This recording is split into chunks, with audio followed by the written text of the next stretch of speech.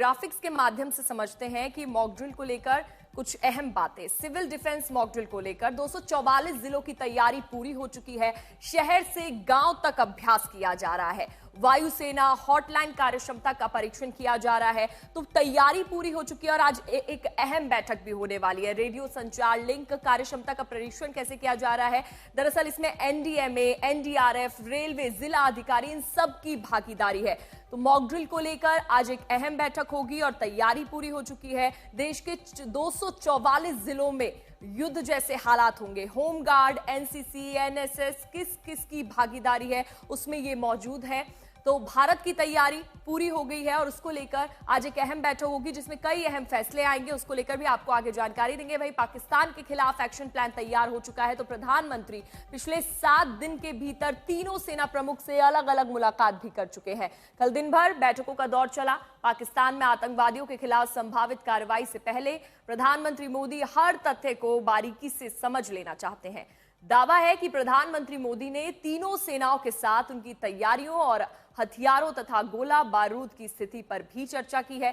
सूत्रों के मुताबिक तीनों सेनाओं को दीर्घकालिक दोनों से सैन्य तैयारियों को लेकर कहा गया है और कल होने वाली मॉक ड्रिल इसी एक्शन प्लान का एक अहम हिस्सा भी है।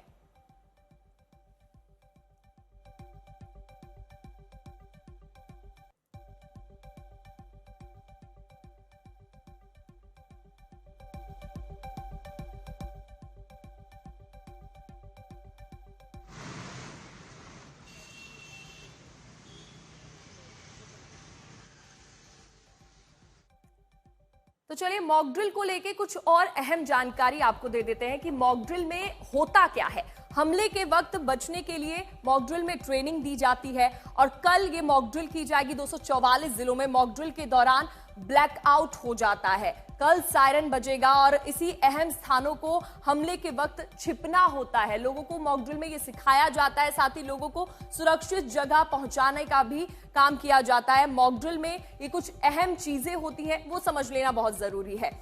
एयर स्ट्राइक जैसी स्थिति के लिए लोगों को तैयार करना होता है। मॉक ड्रिल क्यों जरूरी है, अब वो समझ लेते हैं।